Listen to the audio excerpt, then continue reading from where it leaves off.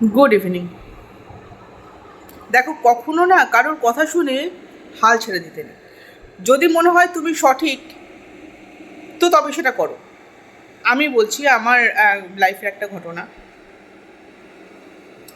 মাত্র 3-3.5 বছর আগে, তখন আমি সদ্য সোশ্যাল মিডিয়ায় আসি। আমি ফেসবুক সম্বন্ধে জানতাম না, আমি ইনস্টাগ্রাম সম্বন্ধে জানতাম না, চ্যানেল সম্বন্ধে তো কোনো আইডিয়াই ছিল না। আচ্ছা ঠিক আছে, হঠাৎ ইচ্ছা হয় যে একটা চ্যানেল ওপেন করবো, সব ইচ্ছা নিয়ে আসি। তা কোনো কারণবশত আমি তার পরপরই এক জ্যোতিষীর কাছে যাই। গেছিলাম আমাদের পরিবারের কারো একজনের সাথে, না আমার হাজব্যান্ড তখন ছিল আমার সাথে। তো তিনি আমাকে জিজ্ঞাসা করেন যে তুমি আপনি কি করেন। আমরা দেখুন, আমি তো কিছু করি না, যেটা আমরা বলে থাকি আর কি, যে আমি তো কিছু করি না, আমি হাউস ওয়াইফ। সদ্য একটা চ্যানেল ওপেন করেছি। আমি তখন অ্যাস্ট্রোলজিটা বুঝতাম না। তো উনি আমাকে বলেন যে দেখুন, চেষ্টা করতে পারেন, তবে মনে হয় না কিছু হবে। আপনি এই লাইনে কিছু করতে পারবেন না, কারণ আপনার যা গ্রহ নক্ষত্র, আপনার এই লাইনটা আপনার জন্য নয়। আর আমার না একটা ছোটো থেকে একটা জিনিস আছে, অসম্ভব বলে কিছু হয় না। আমার যদি মনে হয় আমি ঠিক, তো আমি সেটা করব। যেটা আমার ভাগ্যে নেই সেটাও আমার হবে, যদি আমি নিজে ঠিক থাকি। তো আমি শুনলাম, আমার খুব খারাপ লাগলো। উনি আরেকটু অন্যরকমভাবে বললেন, কারণ তিনি অনেক নাম করি একজন জ্যোতিষী। বললো না, এটা আপনার হবেই না, কোনো সময় হবে না। ঠিক আছে। তো তখন আমি কিছু জানতাম না, এখন আমি অভিজ্ঞ মানুষ। তার জন্যে দেখো, স্টোন আমিও পড়ি, অবভিয়াসলি আমিও স্টোন পড়ি। তার মানে এই নয় যে আমি শুয়ে থাকবো, স্টোন আমার ভাগ্য তৈরি করে দেবে। আমি বসে থাকবো, স্টোন আমার ব্যাংক ব্যালেন্স তৈরি করে দেবে, আমাকে বিশাল বড় একটা প্রপার্টির মালিক বানিয়ে দেবে না। স্টোন হয়তো সামাল দেবে, নিজের মানসিকভাবে একটুখানি শক্তিশালী হয়ে উঠবো, যে হ্যাঁ এই স্টোনটা পড়েছি এর জন্যে ঠিক আছে, আমার হয়তো এটা ভালো হবে। তো এই ভালো হবেটা যখন মানুষের মনে চলে আসে, তখন তার ভালো হয়।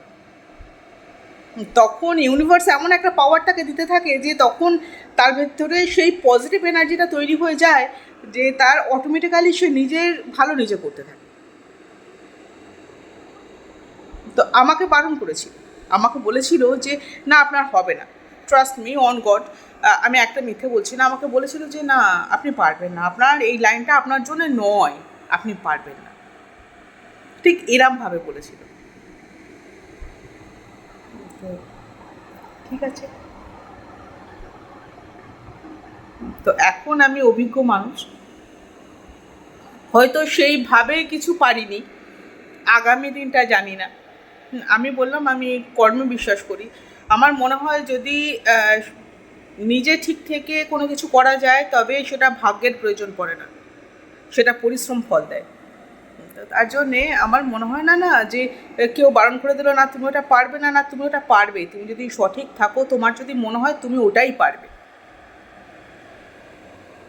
তাই জ্যোতিষ বা কোনো মানুষ বা সমাজ, কেউ ভাগ্য নির্ধারণ করতে পারে না, কখনোই না।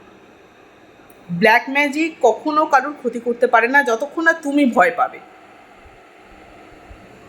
ততক্ষণ পর্যন্ত মানুষ তোমাকে পেছনে ঠেলে দিতে পারবে না, যতক্ষণ না তুমি নিজে হতে সিদ্ধান্ত নেবে যে তুমি পিছিয়ে পড়বে।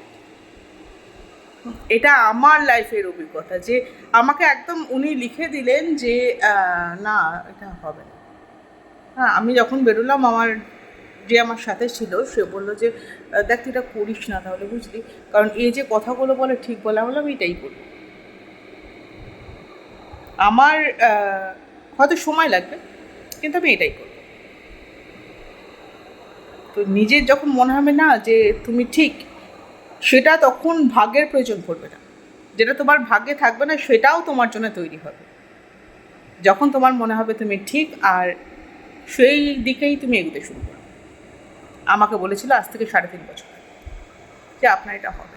আমি কাগজটা, মানে ওনারা যে কাগজটা তৈরি করে দেন, তো সেটা তো এই মুহূর্তে আমার দেখানোটা কখনোই সম্ভব নয়, আর দেখানোটা উচিতও নয়। না হলে আমি দেখাতাম যে উনি লিখে দিয়েছিলেন আমার।